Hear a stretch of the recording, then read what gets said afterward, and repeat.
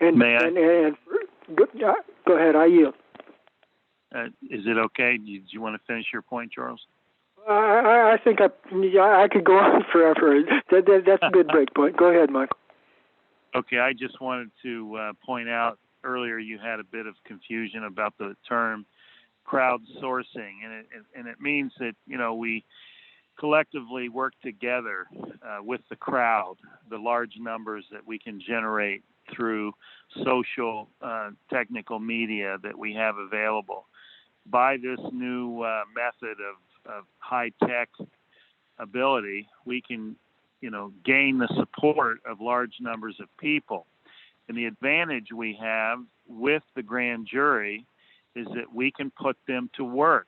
We can crowdsource our efforts and petition multiple states' federal grand juries to examine and inquire upon the allegations about this election. We need an inquisition.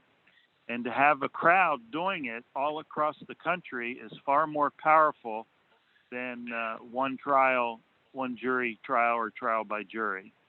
So that's basically the high point of why a grand jury strategy would be more, appropriate and beneficial and stronger. I yield. Thank you. I would ask, what on earth, Michael, and I posed this question to Paul earlier, and I may be reading too much into it, but I thought I noticed Paul nod concession when I asked, what makes you think that a trial jury cannot do everything and more that you're describing that a grand jury can do here, Michael? If I may. Paul?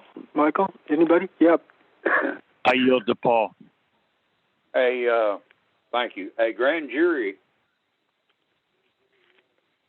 please understand, both a grand jury and a trial jury are recognized from the earliest days of the common law as being judges of the law. Now, here's the difference, though. A trial jury is limited to judging the law in the case that is in a criminal case that is before them, or in the case of a civil trial, they judge the law that civil case is proceeding under. A grand jury, on the other hand, judges all of the laws. Anytime they feel the need or think there is a need to determine whether or not a particular statute, whether enacted by a state legislature or by the United States Congress, they have the authority to judge that law, and they can judge it to be in violation of constitutional provisions, or they can just judge it simply as being a bad law, or a law that doesn't even need to be, it may not be that bad of a law, but it's not one they want enforced in their society. And they can judge it. Bad law. Don't, repeal it. They cannot make a law, but they can nullify a law. And one of the ways they do that is with a special presentment concerning that particular statute to the legislature. In other words, telling the legislature, boys, it'd be a good idea if you just rescind that law and do it immediately. Well, the politicians know that once a grand jury has spoken in the political arena, not the criminal arena, but once a grand jury speaks in the political arena, every politician understands that's votes that's going against me if I don't act. So that is the difference in the power of the two separate types of juries. And I'll yield to whomever.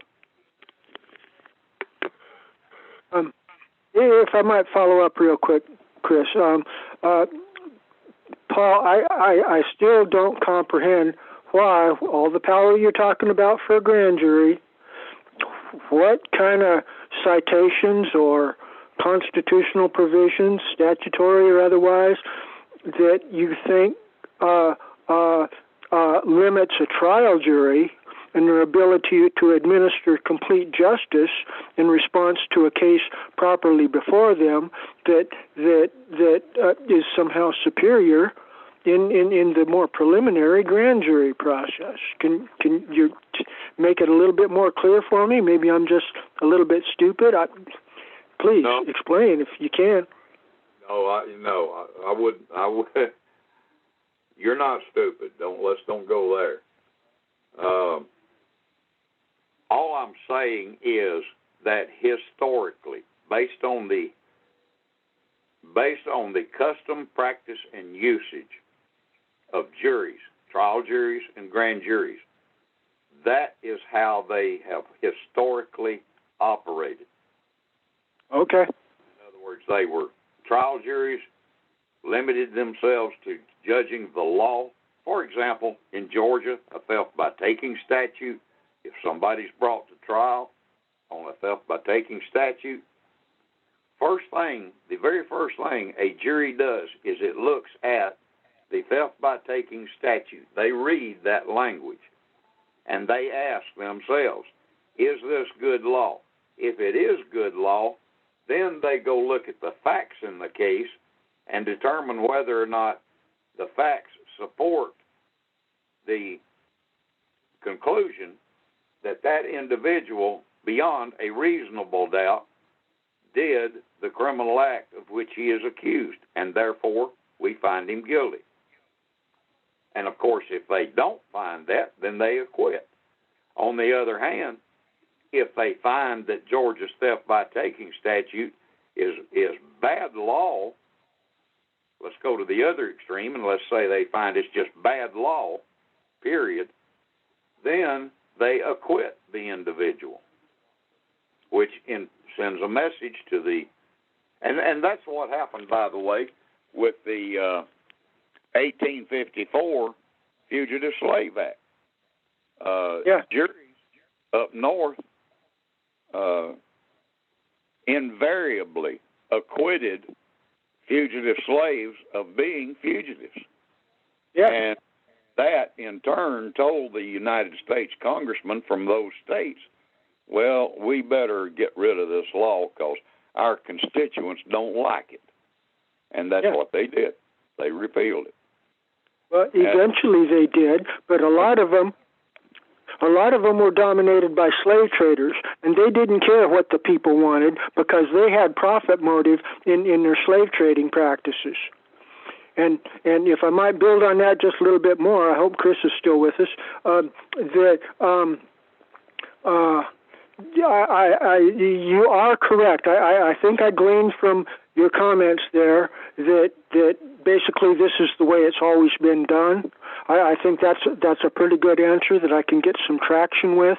Thank you for it. But since the Norman conquest of England in 1066, our entire system has been messed up by Roman Empire civil municipal law, and the purity of the common law has not been able to rise to the top, even though it has been enshrined in our constitutional documents. We've just never been practicing it. And the real game changer is once you get away from the state, which is dominated by civil municipal government, and you get down to the county level, because at the county level and the lower levels with the precincts and stuff, there you're into real pure common law. And you're correct. Traditionally, those haven't been practiced, and the power has not been asserted. So you're 100% correct there, Paul. But in terms of constitutional law, it's written into our constitutions that we got that power. And see, that's where I'm trying to help y'all to break out of this mental box that we're constructed in. We're not limited by the Constitution, as I've shown in Oregon statutes. We're not even limited by statutes. Statutes recognize that we got this powerful authority at the grassroots level. Our problems are in our own brains as individuals. We've been conditioned to respond like Pavlov's dogs or an elephant on a chain or something, to not go beyond the limits of what the de facto's been telling us since we were kindergartners, that we can't go past that point. And so when you understand about the power in the counties and the precincts and the townships, then you can start contemplating the real serious empowerment that we got at our fingertips here, if we can just all get on the same page where the real empowerment's at, and quit being distracted by the conditioned response and traditional way of being good little slaves that they've been indoctrinating us into doing. So I yield there.